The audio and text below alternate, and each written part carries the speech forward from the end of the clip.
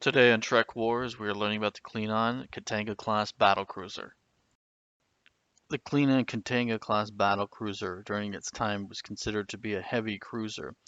The ship mounted 6 mounted disruptors, 2 photon torpedoes. The ship had a mass of 760 metric tons. It also had a length of 349 meters. This vessel was the primary warship of the Klingon Empire during its heydays of the 2260s. In the 2260s, it was known as the D7.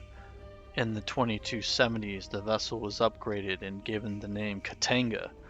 The Katanga-class battle cruiser was the most powerful ship the Klingon Empire had produced at this time. Its primary weapon was its forward-facing photon torpedo, capable of launching 3 torpedoes at once. This was an extremely powerful weapon of its time, and it had an additional 6 disruptors to back this up. We'll take a moment to take a look at this weapon.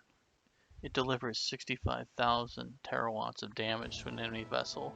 This vessel was capable of launching 3 of them. We'll take a look at this launching mechanism right now.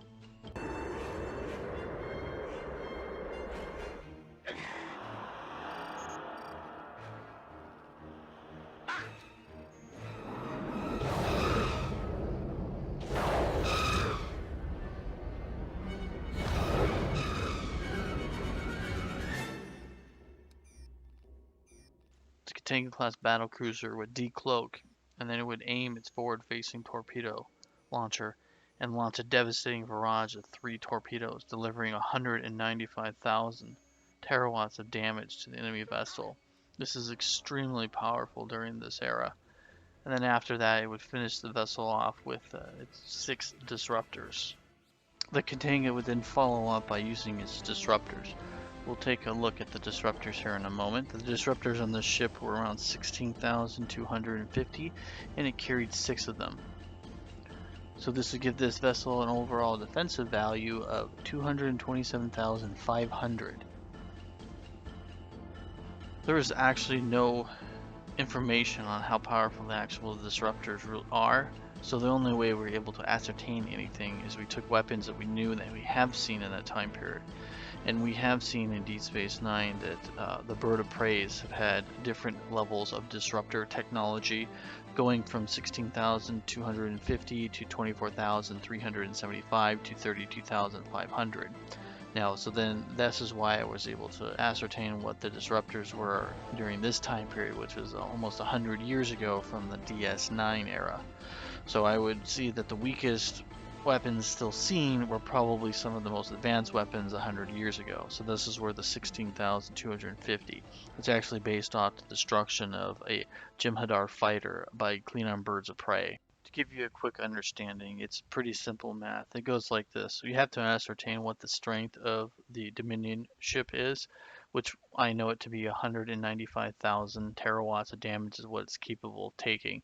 So then I just divide that by how many shots the bird of prey had done to the vessel, and that's how I was able to get the 16,250.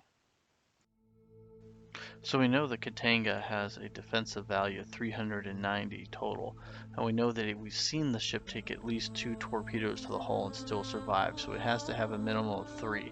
And we've seen this scene here, seen the ship take 6 torpedoes, so we know its max value is 390 terawatts of damage it can take. Each torpedo is equivalent to 65,000 megatons. Next, we'll compare the Constitution class to the Klingon Katanga class.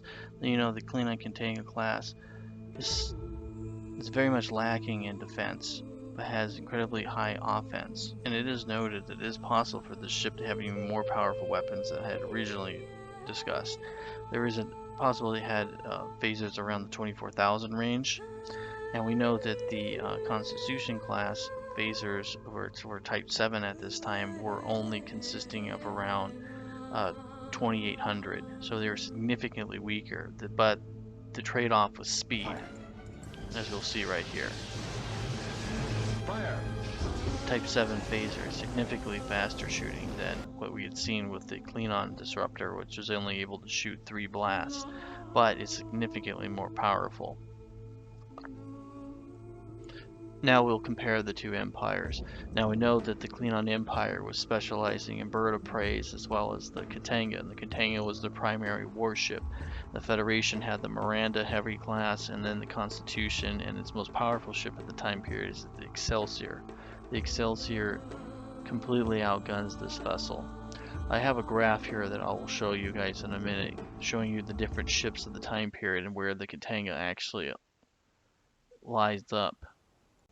Alright, we'll take a moment, we'll take a composition and look at these ships. One of the things that you'll notice is the Federation Constitution Rift ship is significantly weaker in firepower than the Katanga. And we can also see that the Katanga does outgun just about any other ship out there.